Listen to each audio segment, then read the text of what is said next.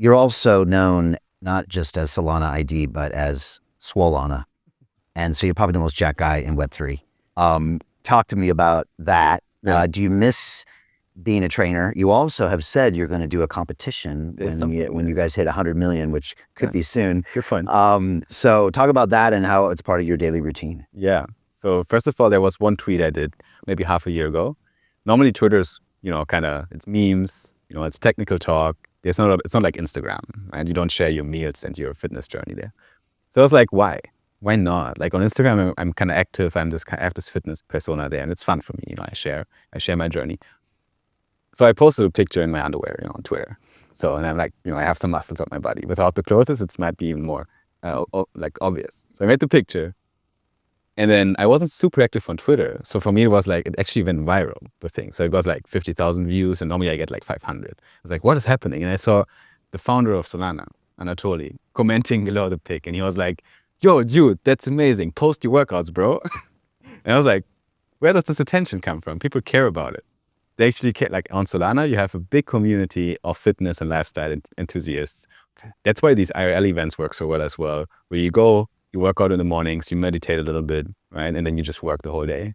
It's kind of this beautiful symbiosis, right? That's also why I kind of feel home on Solana, maybe, because for me, this is a very important part of my life. I started as a trainer. I competed in bodybuilding a few times. I went on stage like 7 times in my early 20s. And then I started, to work in business and finance and study in that field. And I didn't really have the time anymore to compete. But yet I woke up every morning. I woke up every morning and I trained. And I kept doing this since more than a decade. And people ask me, okay, so when did you take a break? There was no break. I was like, wow, I've been training more than 12 years, like nonstop. Like the longest break I ever did in that time was probably 1 week when I was on some random island on Vietnam where there was no gym or something like that. But there was no other break. And I'm like, okay. And then people ask me, how are you so committed? Where does the dedication come from? Like, I'm not even trying. It's not even difficult for me. It's difficult for me to stay out of the fucking gym. I don't know if you can relate to that, but that hurts. Like if I can't train for the week, if I'm sick, it's the worst, right? I want to feel, my muscles being active. I like to use my body as long as I can, right? We're healthy now.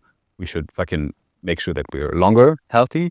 And as long as we have a benefit from it and use the best. I like to perform, right? In business, personally, yes, with the way I think and the people I interact with, and also physically.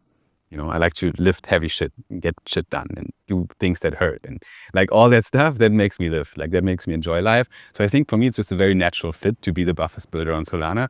I kind of, after that post with Anatoly's comment, I put that out, like if you think you're more buff, then let me know. But for now, I'm the buffest builder on Solana.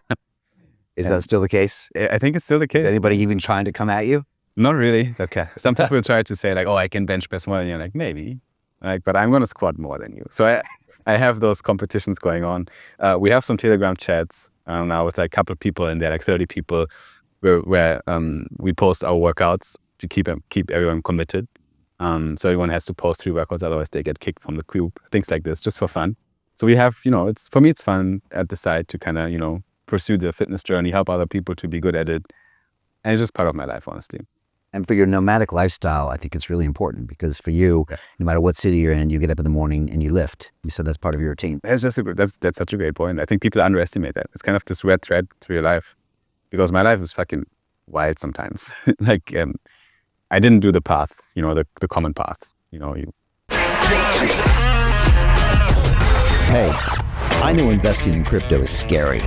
It takes a real leap of faith, because there are so many scams, rug pulls, and bad actors out there. It's a dangerous business, which is why 95% of people lose all their money. Well, that's why I created the London Real Investment Club, so you can access the hottest deals on the planet and use the crypto bull market to create the generational wealth that you deserve. Join my team of over 100 people from around the world that are making millions of dollars behind the scenes investing in blockchain, AI, Web3 games, DeFi, Bitcoin, and more.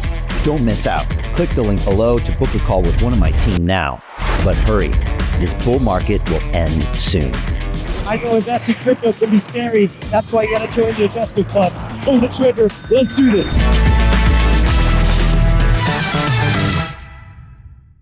Go to school, you study, and you work. Right? everything was different for me, right? Like after high school, like with 18, I left Germany. I never really came back. I'm 28 now.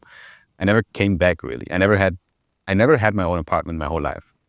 Since I moved out from my parents' house, I never had my own apartment. I always have Airbnbs, hotels, or friends' couches.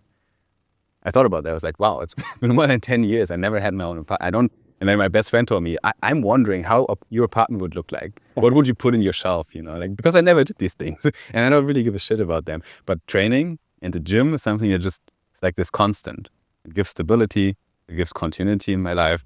However, whatever business I do, whatever friends I meet, whatever girlfriend leaves me, right? Whatever happens in my life, whoever dies in my life, I wake up, I go to the gym. Yeah. It gives you that base too. And to also mentally get you in the zone you need to be, probably do the work you do every day, right? Yeah, it helps you also to kind of tune out a bit. I try to at least half of my workout not to be on my phone. I used to have the full workout, but it doesn't really work out anymore. Sometimes you get the best ideas when you're training, right? I do sometimes. Yeah. At least I think they're great ideas. 15, 20 minutes into cardio, I'm just like, something will come up. Yeah. And then, the team gets a message or something. Just like, okay. But I was like, oh, wow, I didn't come up with this otherwise. So, yeah. Yeah. Maybe it's because you're kind of free, right? You're not thinking about anything else. You focus on the thing. Yeah. You're in the moment. Yeah. So your brain, can subvert maybe ego. And it's definitely a form of meditation. It can be just changing your state. It's big. I mean, it's beautiful to just do the thing at that moment, right? Because when in the day do we have that we're not distracted by anything? And at least in the gym, I try to, do my set and do my weights. And during the set, it's really hard to think of anything else. It's really tough sometimes, depending on how you train, right? If you fuck around, sure, it's easy, but not during my training. They're short, they're crisp, they're hard, then I'm out. Yeah, if you're doing big weight, you got to stay focused. Yeah, I learned the training game late in my life. I wasn't I was about 30 years old when I finally took it serious. And it started with martial arts, and then now it's a huge part of my life. But one of my early trainers, martial arts trainers, he said something you just said. He said, training comes first. It comes before your family, it comes before your girlfriend, it comes before your job.